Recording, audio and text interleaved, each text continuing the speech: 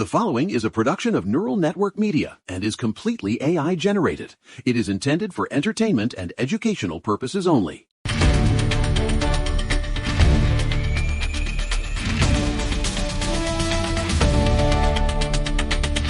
Listen to me.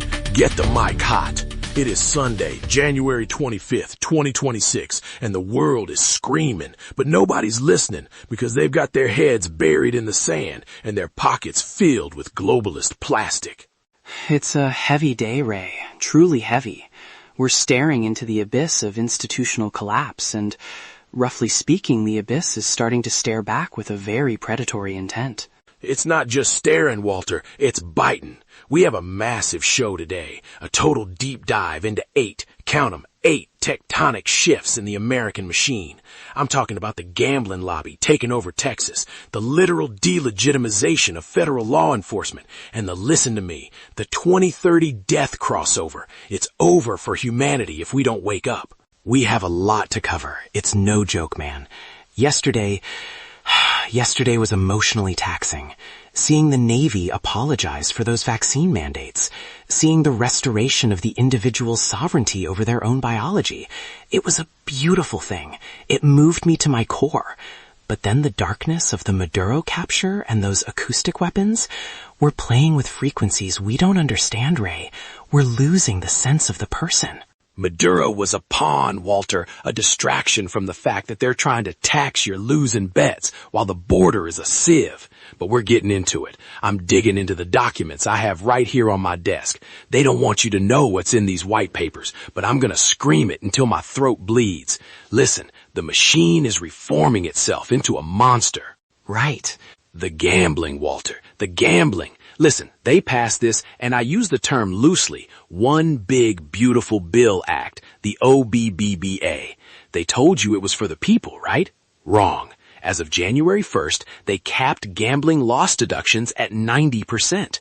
Is that right? Yes. So if you're a guy who bets $100,000 and you lose $100,000, you're even, right? Wrong. In the eyes of the globalist IRS, you just made $10,000 in phantom income. They're taxing you on money you don't have. It's a manifestation of the devouring mother, Ray. The state doesn't just want its share. It wants to punish the risk taker. It's an inversion of the meritocratic ideal. It's a shakedown. And look at the lobbyists. I have the records. Las Vegas Sands. Listen to this. They have 103 lobbyists in Austin, Texas right now. 4 years ago, they had 19. They are swarming the state houses like locusts because the Federal Fair Bet Act just got killed in the House Rules Committee yesterday. Dina Titus tried to fix it, and the machine shut her down. Well, that's the thing. It's bloody complicated because you have these interests, these massive hierarchical structures of vice that are now the primary financiers of the legislative agenda. When the state becomes dependent on the House winning, the citizen becomes the ultimate loser. It's a pathological relationship. Roughly speaking, the House is no longer the people's house, it's the casino's house. But we have to look at the enforcement side too, because the structure of law itself is being dismantled. Oh, yeah? It's truly terrifying what's happening in Arizona. Arizona Attorney General Chris Mays has spent the last few days essentially asserting that ICE agents, U.S. Immigration and Customs Enforcement, are not real law enforcement. Not real? Are you kidding me? No, it's no joke. She's part of this de-recognition strategy. It's not just Arizona either. New York City's new mayor, Zoran Mamdani, who just took office a few days ago, is calling for the total abolition of the agency. He's calling them terrorists. Terrorists? The guys catching the human-animal hybrids and the fentanyl smugglers are the terrorists? Listen to me. This is a coordinated strike. They want to strip the legal standing of the only people standing between us and the interdimensional vampire hordes. It's the dismantling of the logos, Ray. If you can simply decide that a federally mandated officer of the law isn't a real officer because their mission offends your ideological possession, then you don't have a civilization anymore. You have a series of warring tribes. It's no joke. The ICE agents are operating under Form I-200, which are civil administrative warrants. To call them lawless is a direct assault on the concept of objective reality. It makes me want to weep for the State of the Union. They want conflict, Walter. They want the state police to shoot the federal agents. They're inciting a civil war so they can declare martial law and force everyone into the 15-minute cities. And it's because of the 2030 crossover. They are panicking. Well, let's talk about that crossover, because this is the most sobering thing I've read in years. The Congressional Budget Office released data this month confirming that by 2030, deaths in the United States will exceed births. For the first time in our history, our growth is entirely dependent on net immigration. The fertility rate is at 1.6, Ray. 1.6. Because they're poisoning the water. They're putting estrogen in the soy. They're hitting us with the frequency weapons to shut down the reproductive drive. It's the collapse of the individual's desire to manifest the future.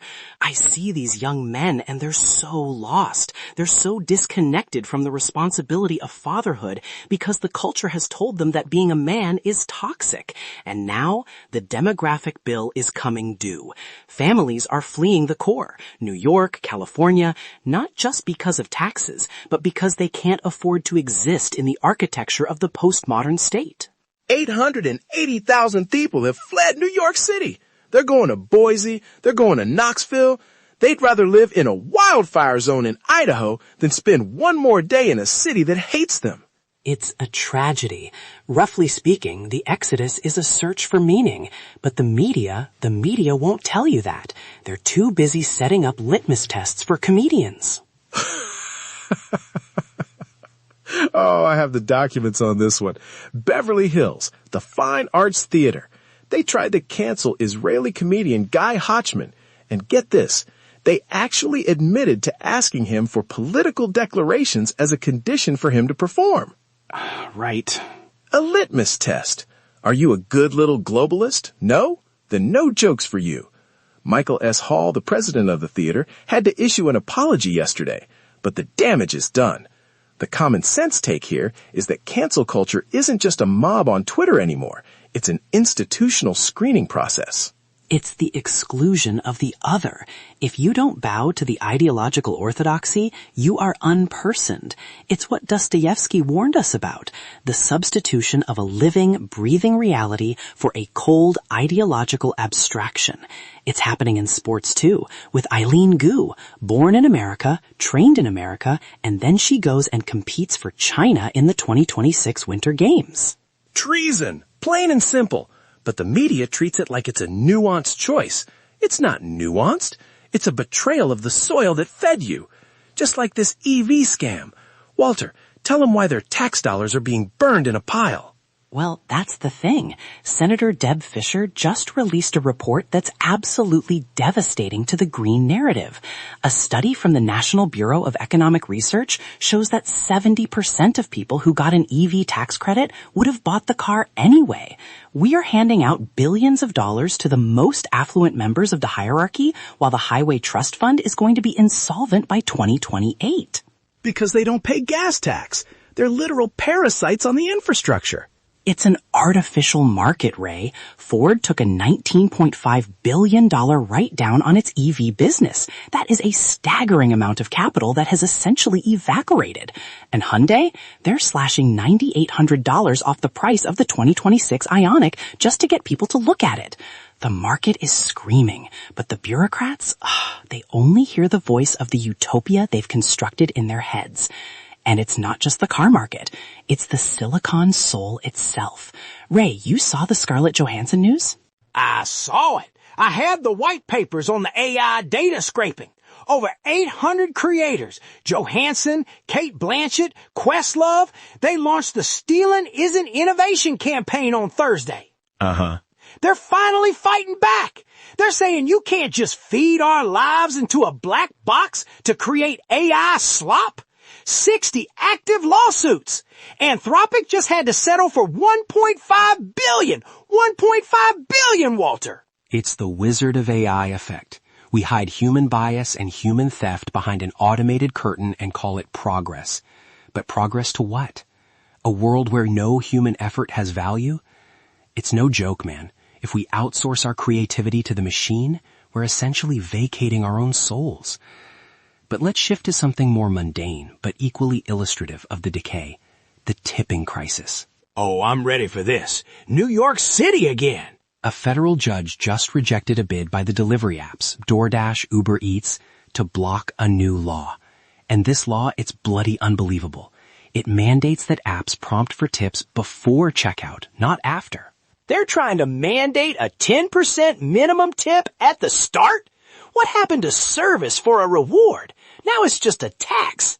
9 out of 10 Americans say tipping culture's out of control, and the government's response is to make it mandatory? It increases hostility, Ray. When you legislate a discretionary courtesy, you strip the virtue from the act. It becomes an obligation, and obligation breeds resentment. Roughly speaking, we're seeing this resentment spill over into the commons, youth sports as battlegrounds, violence, and online marketplaces. The decorum deficit is a signal that the social contract has been shredded. It's because the globalists want us fighting each other over a $1 tip, so we don't look at what they're doing with the military. Is that right?